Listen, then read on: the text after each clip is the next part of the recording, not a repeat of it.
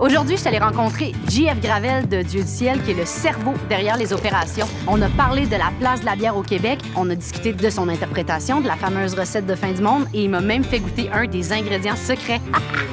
Fait qu'on va vous montrer ça. Cette année, Unibrou fête les 30 ans de sa bière La Fin du monde. Pour l'occasion, ils ont décidé bien sûr de faire un brassin hommage à la bière, mais également de collaborer avec 4 brasseurs chevronnés pour qu'eux aussi réinterprètent cette recette mythique. Et moi, ben, personnellement, ça va peut-être ajouter une coupe d'étiquettes exclusive à ma collection, qui sait.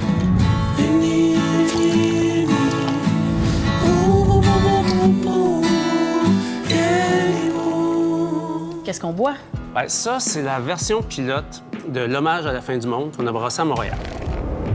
C'est mettre en évidence ce que la fin du monde a amené dans la bière. Bien, nous, on a travaillé avec un fruit qu'on aime beaucoup, le kumquat. Et puis, on aime bien le poivre aussi. Le modèle de la microbrasserie, c'est beaucoup en collaboration. Ouais. Tu as même un terme particulier, toi, que tu utilises, que j'adore. T'sais, on parle beaucoup des fois de compétition, mais nous, c'est plus de la coopétition. Donc, de coopérer ensemble pour faire grandir une industrie qu'on aime mettre de l'avant. Le modèle capitaliste, c'est si je réussis, tout le monde autour de moi doit échouer parce que c'est des compétiteurs. Mais le monde de la micro, c'est pas pareil. C'est si moi je réussis, viens avec moi, on va brasser une bière, je vais t'échanger une coupe d'informations, puis là, toi, tu vas devenir meilleur, puis ta brasserie va être connue. Puis après ça, toi, tu vas faire une autre collab avec une autre petite brasserie. On est tous un peu en compétition, mais si on travaille ensemble, bien, ça nous permet plutôt d'avancer beaucoup plus vite que juste se battre pour une petite tarte. On essaie toujours de faire grandir la tarte.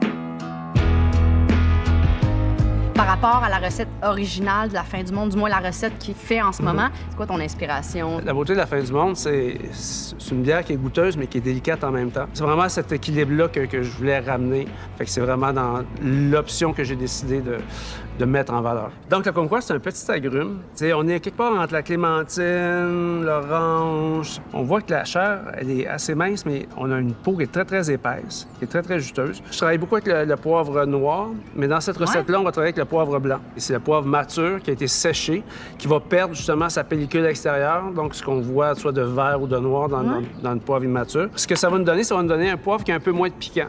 Il va avoir un peu moins d'arôme citronné qu'on retrouve dans le poivre noir, mais j'en ai pas besoin. J'ai déjà le kumquat qui est là, qui fait la job. Tu peux prendre ça, tu peux manger ça, straight comme ça. Direct? Direct.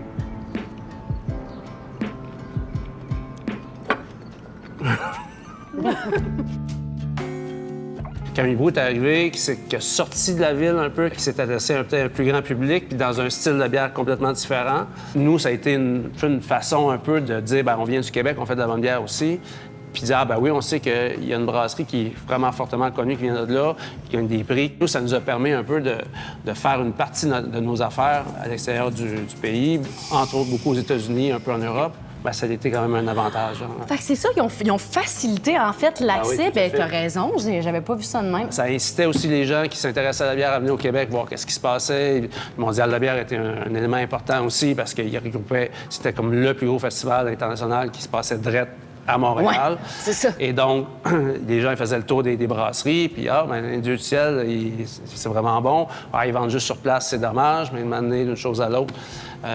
Les gens, ils nous veulent pareil. On avait déjà des contacts pour pouvoir, nous autres aussi, sortir de la province.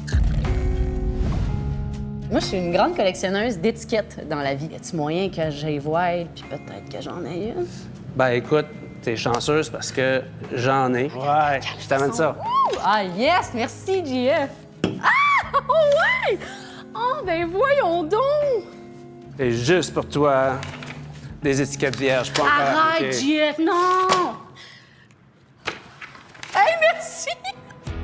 T'es vraiment chanceux de participer à ce projet-là. Je suis curieuse de la genèse. C'est toi qui les as approchés. Comment t'as réagi? Genre, je veux savoir. C'est Léla qui a reçu le message de Unibrou disant qu'effectivement, il voulait souligner les 30 ans de la création de La Fin du monde, qui était une bière marquante pour eux, et puis qui invitait des brasseries qui avaient été influentes. Puis a participé à pas une collab qu'on fait souvent dans certains cas, mais plus une espèce d'interprétation puis d'un hommage à la bière. Puis comme effectivement, j'ai toujours dit, cette brasserie-là fait partie un peu de l'inspiration que j'ai eue, bien, je peux pas vraiment dire non. Ça a l'air cool comme projet, ben, let's go, on y va. C'est toujours des projets vraiment trippants. Et puis bientôt sur toutes les tablettes du Québec.